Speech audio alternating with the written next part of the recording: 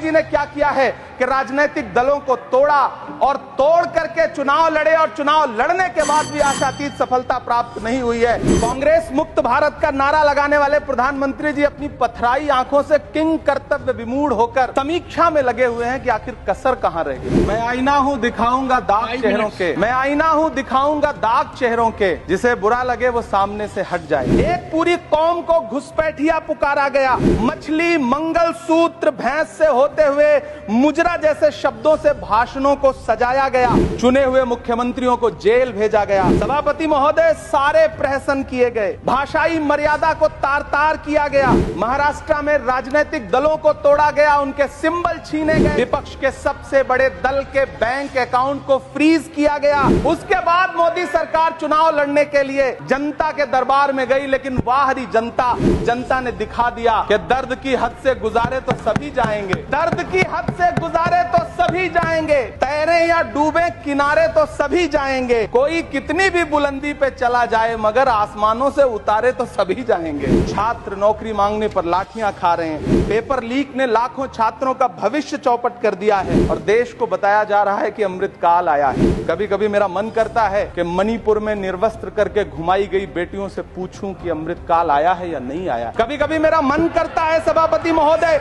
कि देश के लिए ओलंपिक लाने वाली बेटियां जो इसी जंतर मंतर पर घसीटी गई, उनसे पूछूं कि अमृतकाल आया है कि नहीं आया है। कभी कभी मेरा मन करता है कि रात के 2 बजे बिना परिवार की मर्जी के हाथरस में जलाई गई उस दलित बिटिया जो बलात्कृत थी, उसको स्वर्ग में संदेशा भेजूं और उससे पूछूं कि आया हुआ अमृतकाल तुम्हें दिख रहा है या नहीं दिख रहा है। कभी कभी मन करता है कि मैं बिल्किस बानो से पूछूं कि देश में आया हुआ अमृतकाल तुम्हें नजर आ रहा है या नहीं आ रहा है।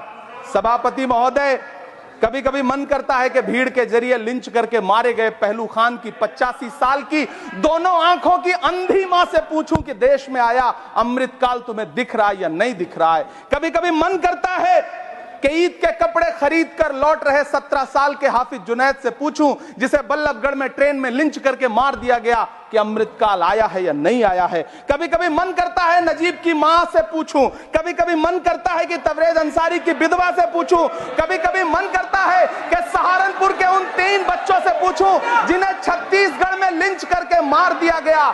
सभापति महोदय, कभी कभी मन करता है कि मैं गुजरात के चिखोदरा में क्रिकेट मैदान में लिंच करके मार दिए गए सलमान बोहरा के परिवार से पूछूं कि अमृतकाल आया है या नहीं आया है। कभी कभी मन करता है कि मैं अलीगढ़ के औरंगजेब उर्फ फरीद से पूछूं, जिसे लिंच करके मार दिया गया और बाद में उसी मृतक के ऊपर डकैती का मुकदमा कायम किया गया। सभापति महोदय, यह कैसा अमृतकाल है जिसके अभिभाषण में स्वास्थ्य पर सिर्फ आधे मिनट पर चर्चा हुई। कैंसर के मरीज दिन ब दिन बढ़ रहे हैं, हार्ट अटैक से हंसते खेलते बच्चे जान गंवा रहे हैं, कभी क्रिकेट के मैदान में, कभी जिम में, और इस सरकार के पास स्वास्थ्य पर बात करने के लिए आधा मिनट है।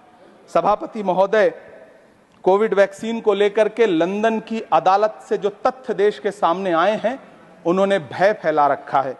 कांग्रेस की सरकारों ने भी चेचक, पोलियो और प्लेग जैसी महामारियों के टीके लगवाए, लेकिन न तो कभी सर्टिफिकेट पर अपना फोटो छपवाया और न कभी उसके नाम पर वोट मांगे।